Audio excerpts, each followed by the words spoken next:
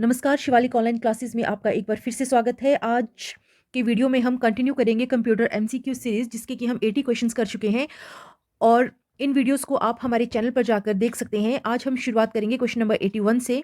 तो question number 81 है, a self replicating program similar to a virus which was taken from a 1970s science fiction novel the shock wave rider. तो एक self rating programme कौन है जो similar है virus के और साइंस फिक्शन से हमने उसे लिया था। तो वो है हमारा वॉर्म। देखिए, वॉर्म और वायरस में सिमिलैरिटीज क्या है कि वो सेल्फ रेप्लिकेटिंग है, दोनों ही सेल्फ रेप्लिकेटिंग है। लेकिन इन दोनों में डिफरेंस क्या है? वायरस जब भी आपके सिस्टम पर आएगा वो किसी प्रोग्राम के साथ अटैच होकर आएगा, और वॉर्म को आपके सिस्टम पे आने के लिए किसी प्रोग्राम की ज़रूरत नहीं है, ये इंडिपेंडेंट रहता है। वायरस किसी प्रोग्राम के साथ अटैच होकर आएगा। आप कोई फाइल डाउनलोड कर रहे हैं, गाने डाउनलोड कर रहे हैं, उसके साथ वायरस हमारा आ सकता है, लेकिन वर्म जो है ये इंडिपेंडेंट आएगा। तो अगला सवाल है, a state is a bistable electronic circuit that has multivibrator, flip flop, logic gates या लेटिन। तो वो हमारे कहलाते हैं फ्लिप फ्लॉप। देखिए, फ्लिप फ्लॉप क्या है? ये एक इलेक्ट्रॉनिक सर्किट है। इलेक्ट्रॉनिक सर्किट है एक, जो कि जिसके की दो स्टेबल स्टेट्स होती हैं। फ्लिप फ्लॉप क्या है? ये एक इलेक्ट्रॉनिक सर्किट है जिसकी दो स्टेबल स्टेट्स होती हैं, that can be use to store binary data. दो स्टेबल स्टेट होंगी इसकी, यस, नो, 0 1, ट्रू फॉल्स। आगे क्वेश्चन नंबर 83 है, unwanted repetitious messages such as unsolicited bulk email is known as. जब भी हमें बल्क में ईमेल्स आती हैं, जिसका एक एग्जांपल मैं देती हूँ, अगर आपने अमेज़ॉन पर अपना अकाउंट बना रखा है, आप शॉपिंग करते हैं वहाँ से, तो आपके अकाउंट में बल्क में अमेज़ॉन से ईमेल्स आना शुरू हो जाती हैं, या naukri.com वगैरह पे आप अगर बनाते हैं अपना प्रोफाइल, तो बल्क में ईमेल्स आना आपको रिपीट होते रहते हैं मैसेजेस आपको। अनवांटेड मैसेजेस रिपीट होते रहें तो उन्हें जो हम कहते हैं, उन्हें कहते हैं हम स्पैम। तो सही आंसर है इसका स्पैम। कई बार हमसे ये पूछ लिया जाता है कि निम्नलिखित में से जंक ईमेल हम किसे कहते हैं? तो जंक ईमेल भी हम कहते हैं स्पैम को ही। क्वेश्चन नंबर 84 है, DOS स्टैंड्स फॉर। तो डॉस की जो फुल फॉर्म होती है वो होती है disk operating system. Disk operating system, option A है सही आंसर। नेक्स्ट क्वेश्चन है, who is the chief of Microsoft. तो माइक्रोसॉफ्ट के जो ऑनर हैं वो है हमारे बिल गेट्स। नेक्स्ट क्वेश्चन है, which of the following are input devices. Input devices इसमें से कौन कौन से हैं? कीबोर्ड भी है, माउस भी है, कार्ड रीडर भी है। तो सही जवाब जो होगा वो होगा एनी ऑफ दीज या ऑल ऑफ दीज। अगला है सवाल 87, example of output devices. Output devices कौन कौन से हैं? तो स्क्रीन भी आउटपुट डिवाइस है, प्रिंटर भी है, स्पीकर भी है। तो सही जवाब होगा हमारा D option, all of these. Question number 88, which of the following is also known as brain of computer. Brain of computer कहते हैं हम सीपीयू को, तो इसमें ज़्यादा सोचने की जरूरत नहीं है, बी ऑप्शन है सही जवाब। IBM stands for. IBM की फुल फॉर्म होती है international business machine. International business machine, C option है हमारा सही जवाब। क्वेश्चन नंबर 90 है, blank translates and executes program at run time line by line. इस क्वेश्चन को हमने कल डिटेल में किया था, कल के वीडियो में। अगर आपने वो नहीं देखा है तो आप हमारे चैनल पर जाकर वो वीडियो देख सकते हैं, या फिर इस वीडियो के डिस्क्रिप्शन बॉक्स में आप उस लिंक को पाकर उसे देख सकते हैं। तो ऐसा कौन सा ट्रांसलेटर है जो ट्रांसलेट करता है प्रोग्राम को लाइन बाय लाइन या स्टेप बाय स्टेप? तो वो कौन सा है हमारा? वो है हमारा इंटरप्रेटर। और जो एक बार में ही ट्रांसलेट कर दे हाई लेवल लैंग्वेज को मशीन लैंग्वेज में, वो है कंपाइलर। क्वेश्चन नंबर 91 है कि यहाँ पे आगे ब्लैंक होना चाहिए था। Blank is an OOP principle. OOP principle यानी ऑब्जेक्ट ओरिएंटेड प्रोग्रामिंग प्रिंसिपल। तो इसका जो सही जवाब है वो है सी ऑप्शन। देखिए, ऑब्जेक्ट ओरिएंटेड प्रोग्रामिंग जो है उसके 4 मेन प्रिंसिपल होते हैं। यहाँ पे इनहेरिटेंस ऑप्शन में दिया है, हो सकता है अगले एग्जाम में इनहेरिटेंस की जगह वहाँ पे हो ऑप्शन में एब्स्ट्रैक्शन। 4 मेन जो ऑब्जेक्ट ओरिएंटेड प्रोग्रामिंग के प्रिंसिपल्स हैं वो मैं यहाँ बता रही हूँ, इनहेरिटेंस, एब्स्ट्रैक्शन, उसके बाद है एनकैप्सुलेशन, एनकैप्सुलेशन, और एक है हमारा चौथा पॉलीमॉर्फिज्म। पॉलीमॉर्फिज्म। तो OOP प्रिंसिपल के जो प्रिंसिपल है हमारा, उसके जो 4 मेन जो प्रिंसिपल हैं वो है इनहेरिटेंस, एब्स्ट्रैक्शन, एनकैप्सुलेशन और पॉलीमॉर्फिज्म। उसके अलावा बाकी प्रिंसिपल में उनके एसोसिएशन, एग्रीगेशन, कंपोजिशन काफ़ी सारे हैं, पर मेन 4 हमें याद रखने हैं: inheritance, abstraction, encapsulation and polymorphism. Question number 92 है, COBOL is widely used in applications. देखिए, ये सवाल मैं पिछली 2-3 वीडियोस में लगातार डिस्कस कर रही हूँ कि आपको हाई लेवल लैंग्वेज का जो वाइडली यूज़ है, किस चीज़ के लिए कौन सी लैंग्वेज इस्तेमाल की जाती है, वो पूछे जा सकते हैं। तो कोबोल का इस्तेमाल हम करते हैं कमर्शियल के लिए, कमर्शियल पर्पज़ के लिए हम कोबोल का इस्तेमाल करते हैं। ए ऑप्शन होगा सही। RAM stands for random access memory. ये जवाब सभी को मालूम होना होगा। क्वेश्चन है, 1 byte is equal to 8 bits, 4 bits, 2 bits या 9 बिट्स। तो एक जो बाइट होता है हमारा वो होता है 8 बिट्स का। एक बाइट 8 बिट्स का होता है। 4 बिट्स का जो हमारा होता है उसे हम कहते हैं निबल। क्वेश्चन नंबर 95 है, SMPS स्टैंड्स फॉर। SMPS की फुल फॉर्म होती है switch mode power supply. Full forms मैं बार बार आपसे कह रही हूँ, फुल फॉर्म्स एग्जाम में ज़रूर पूछी जाएंगी, तो ये ज़रूर देखनी है आपने। Switched mode power supply. Next question है, the device use to carry digital data on analog line is called modem. Modem का काम ही है मॉड्यूलेशन और डीमॉड्यूलेशन का। इसका जिक्र भी हम काफ़ी बार कर चुके हैं, हम उन वीडियो पे जाके उन्हें चेक कर सकते हैं। Video is also called, video यानी विजुअल डिस्प्ले यूनिट, उसे हम और क्या कहते हैं? हम उसे स्क्रीन भी कहते हैं और मॉनिटर भी कहते हैं। तो सही ऑप्शन होगा both 1 and 2। BIOS stands for basic input output system है बायोस की फुल फॉर्म। और ये किस चीज़ से रिलेटेड है? ये हमारा रिलेटेड है बूटिंग से, जब बूटिंग होती है हमारे कंप्यूटर में। क्वेश्चन नंबर 99 है, father of C programming language. ये सवाल हमारा रिपीट हो चुका है, तो आपको ये मालूम ही होगा कि डेनिस रीची है सी प्रोग्रामिंग लैंग्वेज के फादर। और यहाँ पे अगर हम बात करें थॉमस कर्ट्स या प्रोफेसर जॉन, यहाँ पे होना चाहिए था कैमिनी। तो इन दोनों ने मिलकर दी है हमें बेसिक लैंग्वेज। और सवाल पूछा जाता है बेसिक लैंग्वेज का यूज़ क्या है? तो बेसिक लैंग्वेज हम इस्तेमाल करते हैं बिगिनर्स के लिए। क्वेश्चन नंबर 100 है, the instructions that tell a computer how to carry out the processing tasks are referred to as computer. सवाल क्या है? सवाल है कि द इंस्ट्रक्शंस, वो इंस्ट्रक्शन जो कंप्यूटर को बताती है कि आपने प्रोसेसिंग टास्क कैसे करना है, उन्हें हम क्या कहेंगे? वो इंस्ट्रक्शंस जो कंप्यूटर को बता रही हैं कि आपको प्रोसेसिंग टास्क कैसे करना है, उसे हम कहते हैं प्रोग्राम। तो ये हमने कर लिए हैं 100 क्वेश्चन। आज यहीं पे इस वीडियो को ख़त्म करते हैं, या हम इस वीडियो को 20 क्वेश्चन और कर लेते हैं, फिर इस वीडियो को हम क्लोज कर देते हैं। क्वेश्चन नंबर 101 है, an area of a computer that temporarily holds data waiting to be processed. Computer का वो एरिया क्या कहलाता है जो टेम्परेरी होल्ड करता है डाटा को?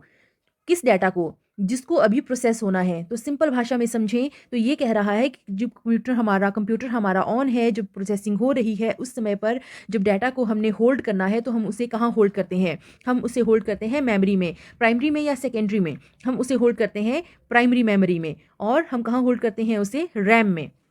तो मेमोरी भी लिखा हो सकता है, प्राइमरी मेमोरी लिखा हो सकता है ऑप्शन में, या रैम लिखा हो सकता है ऑप्शन में। क्वेश्चन नंबर 102 है, blank is the key to close a selected drop down list, cancel a command. अगर आपने क्लोज करनी हो ड्रॉप डाउन लिस्ट, या कोई कमांड आपने कैंसिल करनी हो, या कोई डायलॉग बॉक्स आपने बंद करना हो, तो हम कौन सी की दबाते हैं? हम दबाते हैं escape key. C option. Blank is the key we use to run the selected command. कोई कमांड है, उसको हमने रन करना है, बहुत ही आसान सवाल, हम दबाएंगे एंटर की। कौन सी फंक्शन की है जो डिस्प्ले करेगी सेव एज बॉक्स? तो F12 जब आप दबाते हैं तो सेव एज बॉक्स हमारा डिस्प्ले हो जाता है। क्वेश्चन नंबर 105 है, data becomes blank when it is presented in a format that people can understand and use.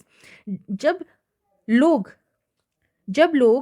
Data को समझने लग जाएं, देखिए मैं क्या कह रही हूँ, जब भी हम कंप्यूटर में कोई इनपुट डालते हैं तो वो कहलाता है हमारा डाटा, और डाटा की होती है CPU में प्रोसेसिंग। और फिर हमें जो चीज़ मिलती है, जो प्रेजेंट होती है पीपल के आगे, जिसे वो अंडरस्टैंड करते हैं, यूज़ करते हैं, उसे हम कहते हैं इंफॉर्मेशन। तो जो रॉ फैक्ट्स डाले हमने, या मीनिंगलेस जो डाटा है, मीनिंगलेस जो हमने इनपुट डाला है, उसे हम डाटा कहते हैं। और जब वो मीनिंगफुल बन के आ जाती है तब हम उसे इंफॉर्मेशन कहते हैं। तो यहाँ पे सही जवाब क्या है हमारा? C option, information.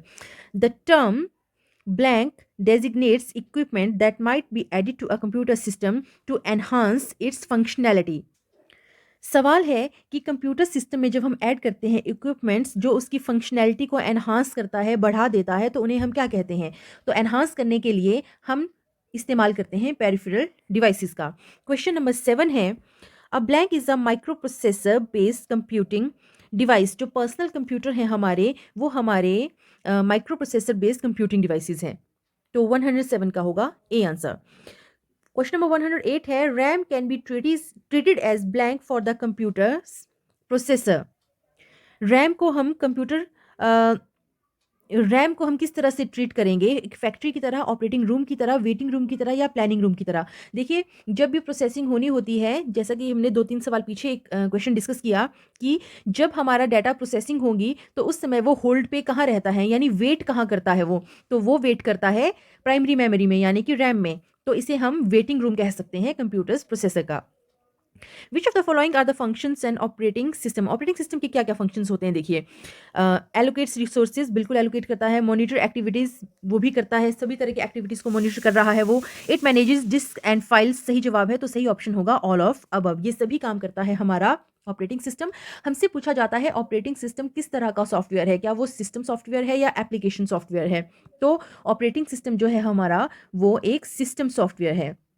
System software है जो प्री इंस्टॉल्ड होके आते हैं।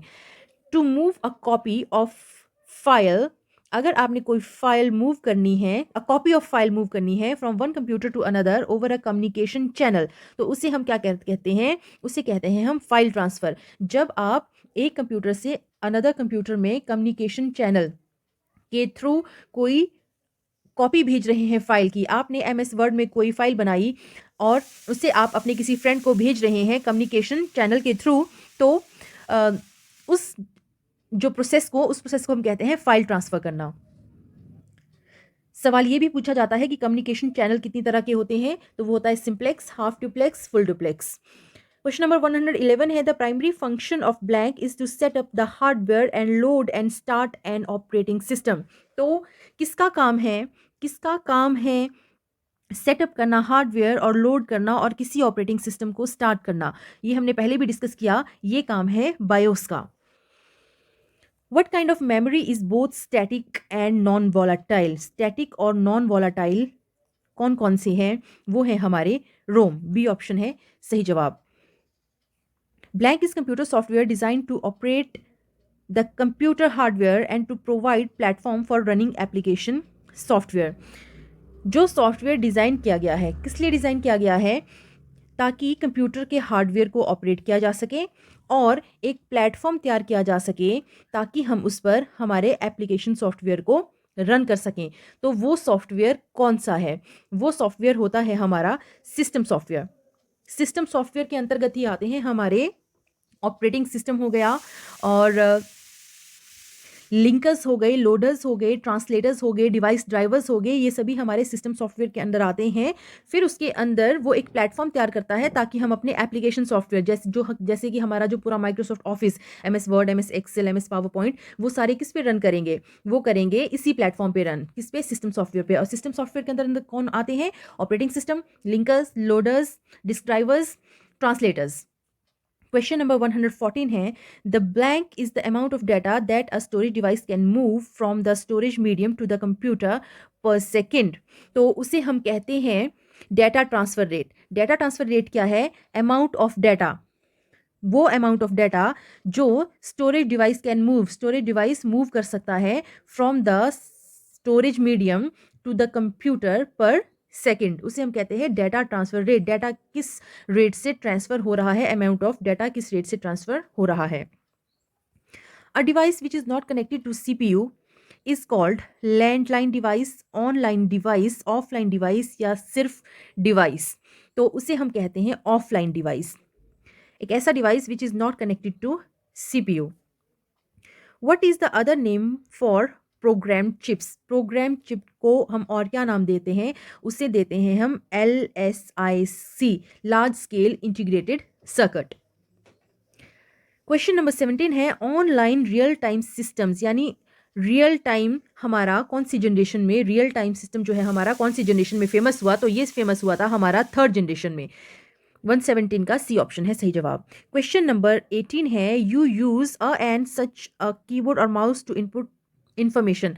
तो डाटा को कंप्यूटर में डालने के लिए जिन डिवाइसेस का हम इस्तेमाल करते हैं उन्हें हम कहते हैं इनपुट डिवाइसेस।